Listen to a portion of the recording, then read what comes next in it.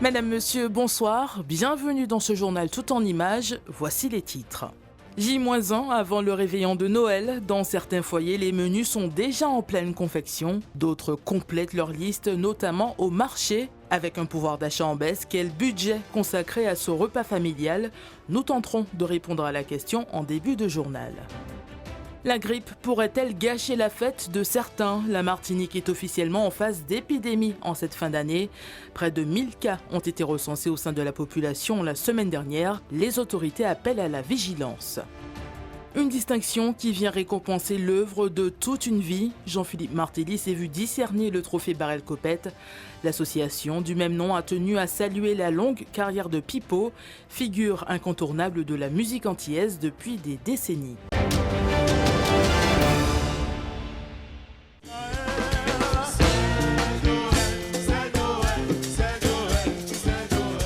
Demain, les familles seront à table et aujourd'hui, tout se prépare.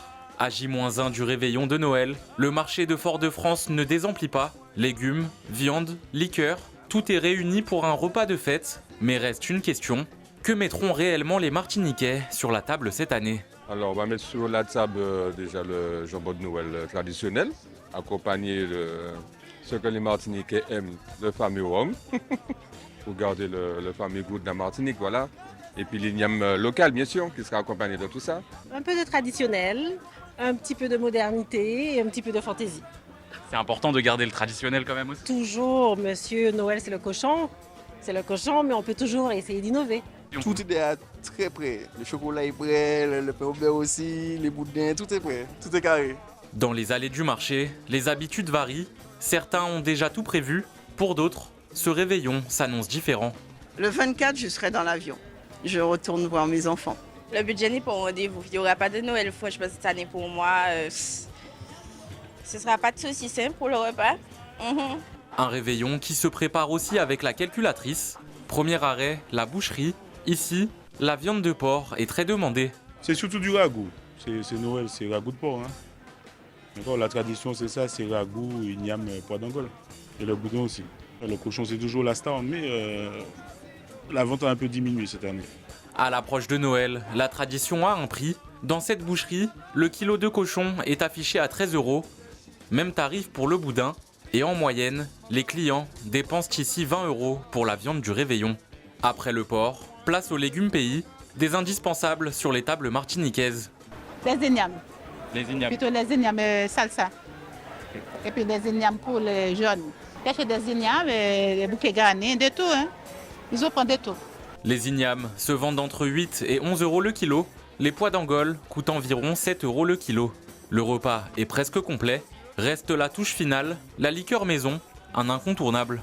Je pense que c'est vraiment indispensable pour Noël. Parce qu'ils veulent beaucoup pendant Noël, leur petit punch, le schrob, le coco, tout ça, etc. Surtout le punch coco, le schrob, coco menthe, cacahuètes. Bon, ils achètent les punch, aussi on a les pâtés de lambi. Les gens raffolent de ça. Ils demandent tout le temps les pâtés de lambi. Les pâtés sont vendus entre 1 € et 1,70 €. Pour les liqueurs, il faut prévoir entre 12 et 18 € selon les parfums. En attendant, la magie de Noël se construit entre tradition et réalités économiques. Cette année encore, chacun compose son réveillon selon ses moyens.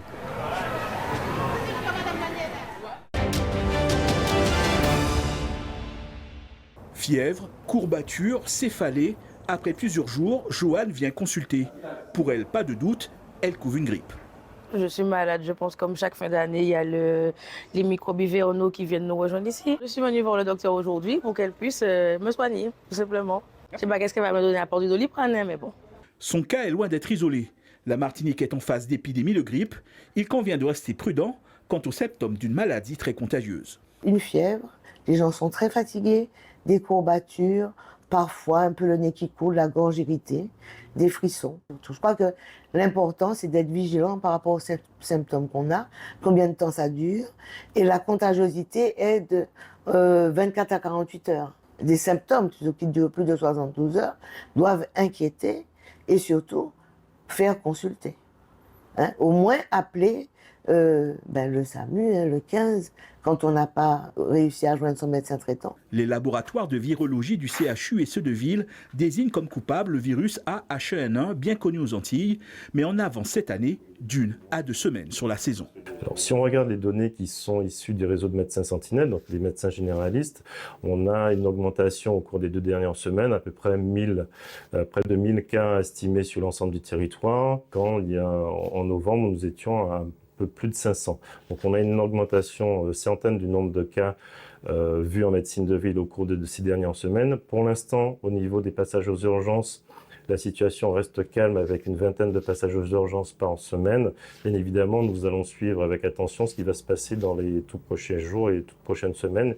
Lavage des mains, port du masque ou encore éternuer dans son coude, les gestes barrières retrouvent toute leur importance en cette fin d'année. Des précautions vitales pour les publics fragiles, tels les femmes enceintes, les nourrissons, les personnes âgées de plus de 65 ans ou celles immunodéprimées.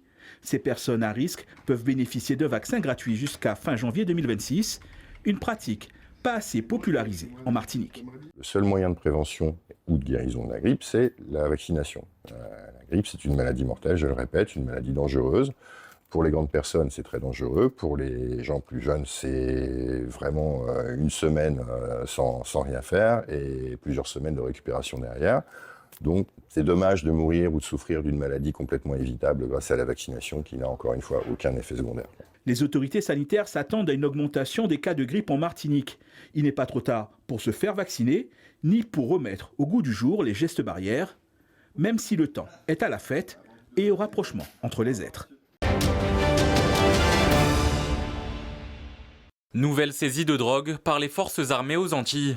Dimanche dernier, en plein océan Atlantique, un navire de la Marine nationale a intercepté un bateau de pêche naviguant sans pavillon suspecté de trafic.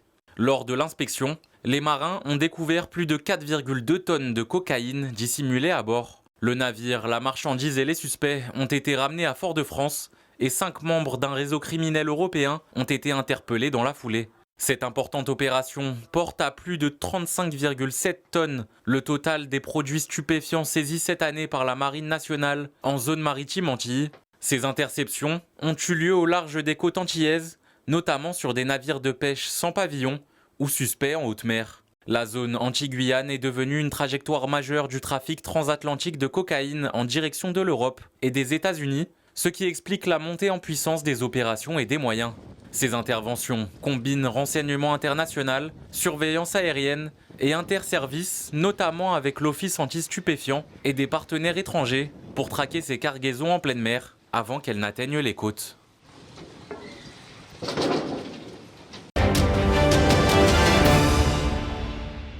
Eh bien non, le cheveu avec du gombo de l'hibiscus, il ne savonne pas nécessairement. Et si le cheveu crépus n'était ni un problème ni une contrainte, mais un savoir-faire à reconquérir. Ils sont venus en famille, entre amis ou par simple curiosité. Ici, les visiteurs ne viennent pas seulement acheter. Ils cherchent à comprendre la nature du cheveu, corriger des années de gestes mal appris et repartir avec des conseils concrets pour le quotidien. Après avoir défrisé mes cheveux pendant des années, je suis retournée aux cheveux naturels et je me posais des questions et elle a répondu à toutes mes questions. Des pratiques qu'on utilisait jadis pour les cheveux, on s'est rendu compte que c'est à proscrire maintenant. C'est une bonne expérience parce que ça permet en fait d'apprendre ce qui se passe au niveau du cheveu, son histoire et voir comment on peut avoir de meilleures pratiques pour pouvoir avoir un cheveu en bonne santé. Au cœur du marché, les exposants jouent un rôle clé. Produits naturels, savoir-faire locaux et échanges directs. L'objectif est clair, proposer des alternatives respectueuses du cheveu crépus, loin des standards industriels et des routines agressives. J'ai utilisé pendant des années les produits pharmaceutiques, chimiques, qui me causaient que des soucis. J'ai trouvé plus intéressant en fait de me tourner vers nos plantes médicinales adaptées à nous pour prendre soin de nos cheveux. On entend beaucoup de choses qui sont dites sur les réseaux sociaux, dans des conférences, qui sont totalement biaisées ou qui ne sont pas personnalisées sur le cheveu afro. À partir de ça, j'ai formulé quelque chose pour avoir un cheveu beau, un cheveu fort et un cheveu sain. Sociologie, aromathérapie traditionnelle et chimie. 3 disciplines, un même combat. Pendant 2h30, les expertes prennent le temps d'expliquer, de démontrer et surtout d'interagir avec le public. En soi, faire des nattes avec ses propres cheveux. Les erreurs les plus fréquentes se situent plutôt au niveau de la routine qu'on pense autour du cheveu. Des gestes qu'on nous a conseillé de faire mais qui ne sont pas adaptés, 1, au climat dans lequel on vit et 2, à la nature du cheveu, à ses spécificités et à ses fragilités aussi. Une parole scientifique, accessible pour déconstruire les mythes et reconstruire une relation saine avec le cheveu crépus. C'est un cheveu comme tous les autres, seulement sa texture a posé dès le départ des problèmes à ceux qui le voyaient pour la première fois et qui ont vu une différence énorme entre le leur et leurs cheveux lisses ou fins comme ils disent et ce cheveu-là. Ici, on ne parle pas de mode, mais de transmission. Une matinée pour apprendre, comprendre et se réapproprier ses cheveux. Longue vie à notre ami Jean-Philippe. Moment d'émotion pour ce monument du zouk. Jean-Philippe Martelly, celui qui fait zouker des générations d'Antillais, est mis à l'honneur par l'association Carrefour Barrel-Copette. Et pour cette soirée hommage, d'autres artistes sont présents. C'est un honneur, c'est qu'il met cette personne à l'honneur. Et je pense que Jean-Philippe le mérite bien, parce que exactement comme M. Boutan le disait, il rappelait le nombre de titres et de beaux titres qu'il a offerts aux gens et que les gens ont écoutés, sur lesquels ils ont dansé, sur lesquels ils ont pleuré, sur lesquels ils ont espéré, etc. etc. Donc je crois que rendre hommage à quelqu'un, on devrait le faire plus souvent peut-être. Jean-Philippe, c'est 48 années. Voilà, ça fait partie de ma vie. Il y a 48 heures, je me suis réveillée un matin, je n'étais pas forcément en forme et j'ai écouté un morceau de Jean-Philippe Martelly. C'est comme un médicament parce qu'en fait, chaque phrase, chaque mélodie, chaque sensation, on se sent bien. C'est vraiment, c'est une bibliothèque, c'est une histoire, c'est tout en fait. Et je suis très très contente d'être là ce soir.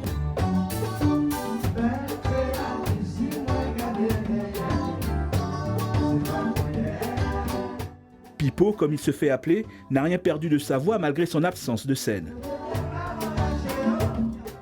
Une carrière débutée dans la fin des années 70 avant d'intégrer le mythique groupe Kassav en 1981.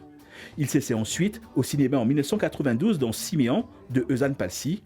Une carrière riche pour un artiste particulièrement apprécié. Jean-Philippe Martelly, avec son humour, son savoir-faire, son dynamisme, son énergie, ses expressions de scène, a des milliers et des milliers de fans. Malheureusement, en février 2020, nous savons qu'il a eu cet accident, mais je crois qu'il le mérite ce soir de recevoir le Carrefour Barrel-Copette pour tout son parcours, tout ce qu'il a fait. Il demeure quand même un homme très simple, qui a beaucoup d'amour, qui a beaucoup d'humilité.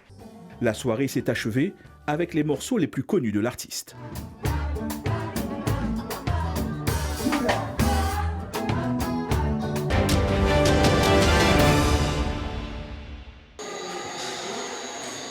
En volleyball masculin, si la 9e journée du championnat s'est refermée hier soir par la victoire du MUC 3-0 face à l'Empire, le choc opposait le week-end dernier le RC Rivière-Pilote au Good Luck. Et si l'entame de la rencontre est plutôt équilibrée, les deux formations marquant un tour de rôle, progressivement, le Good Luck se détache et remporte ce premier set 25-16. Les Foyalais pensent tenir le bon bout, mais dès l'entame du deuxième set, les Pilotins du Sud remettent les pendules à l'heure.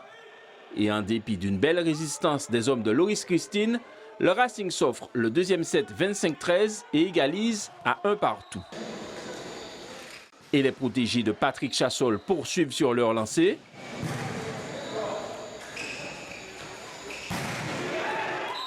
En dépit de belles actions du Good Luck, le Racing remporte le troisième set 25-19 et mène 2-1.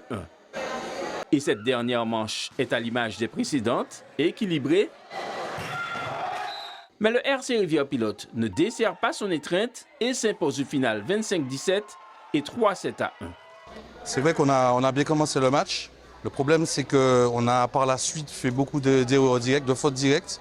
Et à ce niveau-là, ça se paye cash. Je pense qu'on a pêché un peu en réception aussi. Et au service, on n'a pas su être assez convaincant pour pouvoir les mettre en difficulté. En fait, ça a été un début de match un petit peu difficile pour nous. Donc il a fallu quand même qu'on resserre un petit peu, donc, on va dire, les boulons et qu'on mette en place nos mécanismes de jeu. C'est vrai qu'il y avait une grosse solidarité de notre part et puis une grosse envie de bien terminer l'année pour qu'on puisse en penser un petit peu à se reposer et à reprendre dès janvier. Pour le reste, le derby arlésien est revenu au RCA 3-7-0 et même score pour le MUC face à l'Empire, ça c'était hier soir. Au classement, le RC arlésien reste leader avec 1 point d'avance sur le RC Rivière-Pilote et le MUC. Le Rayon est au pied du podium à 4 points du leader. En bas de tableau, on retrouve l'Espoir, Team Pulse et la Lanterne Rouge, l'Empire. Un classement quelque peu tronqué, certaines formations ayant jusqu'à 3 matchs en retard. Chez les femmes, à l'occasion de la 8e journée du championnat, dans la poule A, l'Empire et le Rayon se sont imposés. Au classement, les Ansoises sont co-leaders avec l'Empire, le VB Piloté est 3e à 7 points du Rayon. Dans la poule B, l'entente FEP Monésy-Éclair s'est imposée 3-7-0 face à l'Aiglon. Les 2 autres rencontres ont été reportées à une date ultérieure. Le classement est dominé par l'entente FEP Monésy-Éclair devant le RCA et l'Espoir. À noter que là aussi, plusieurs équipes ont des matchs en retard, dont 4 par exemple pour l'Espoir de Sainte-Luce. On s'est rencontrés gentiment, on a chaloupé doucement. Des cris de joie, de la musique et des sourires. Le Marigot plonge dans l'ambiance des fêtes avec un spectacle vivant suivi d'un show déambulatoire lumineux et pyrotechnique. En famille, ils sont venus partager un moment festif. Les enfants ont les yeux qui brillent, les parents profitent de spectacles accessibles à tous. C'était bien, les acteurs ont bien joué leur rôle. J'ai trouvé que c'était méga super, j'ai adoré. J'ai très bien aimé, il n'arrêtait pas d'attraper le lutin. Eh bien, je trouve que c'est très intéressant, c'est très créatif, avec l'histoire des tougs, c'était très stimulant et intéressant pour les enfants. Sur scène, 3 comédiens donnent vie à une histoire fantastique. Musique live, marionnettes et jonglerie s'enchaînent avant de laisser place dans la rue à une déambulation mêlant jonglerie lumineuse et effets pyrotechniques. Content que le public reçoive le spectacle de la manière la plus enjouée possible. En fait, ils sont émerveillés, les enfants, mais aussi les adultes. Ils ont des étoiles dans les yeux et ça, qu'est-ce que ça nous fait ? Ça nous fait plaisir. Ce qui est sympa, c'est dans la déambulation, comme on a pu faire là avec les enfants, c'est qu'on les emmène avec nous dans un certain rythme. On leur fait parcourir un petit peu la ville, on peut les emmener à différents endroits.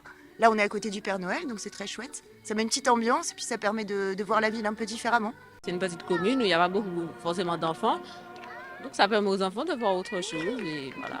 C'était bien organisé, par contre ce serait bien de faire des spectacles plus souvent pour les enfants en fin d'année. Cette animation s'inscrit dans la volonté de la commune de proposer des temps forts gratuits et fédérateurs à destination de toutes les générations en cette période de fête de fin d'année. On ne voulait pas juste que le public se déplace à pied pour se rendre au sapin. On a souhaité qu'il y ait quand même une débullition avec un spectacle, puisque nous sommes un service culturel qui cherchons toujours à faire découvrir des nouveautés, ce qu'on ne connaît pas encore. Donc, avec l'aide de l'association Émile et Lune et des Artichauts, nous avons pensé à ce spectacle pyrotechnique.